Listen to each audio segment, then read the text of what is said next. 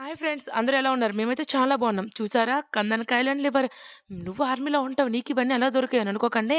నేను చాలా మంచిగా అండ్ చాలా కష్టపడి పని చేస్తానని మా మెస్సర్ నా కోసం అవి ఇచ్చారనమాట.